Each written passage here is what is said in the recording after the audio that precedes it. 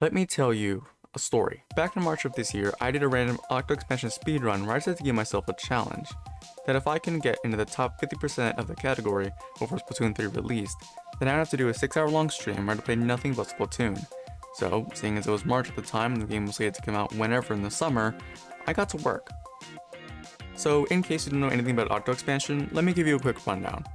Octo Expansion is Splatoon 2's DLC that includes over 80 levels, with all of them including some unique and difficult challenge.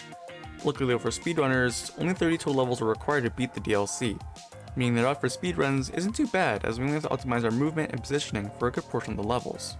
However, a good speedrun doesn't come without its challenges, and mine just so happen to come in the form of the run killers.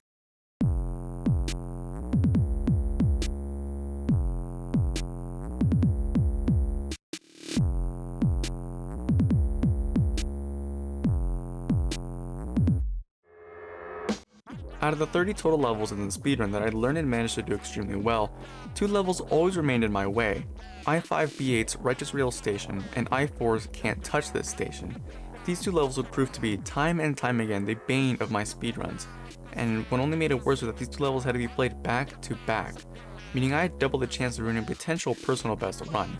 Now of course, amending for these 2 insanely hard levels is easy, but it still requires a lot of practice, so that's what I did.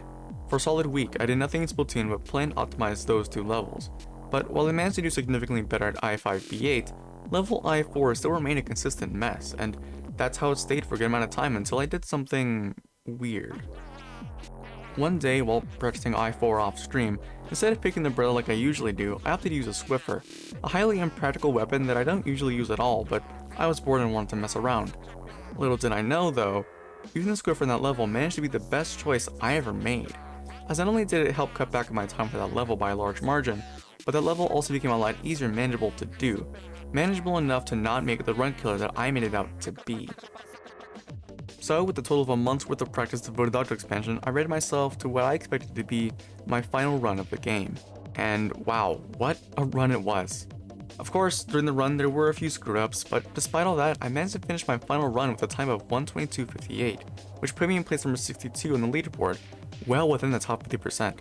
Now, of course I left a fair bit of information out, like I messed up so badly on a run one time that I only got a new personal best by 7 seconds, but that's not important.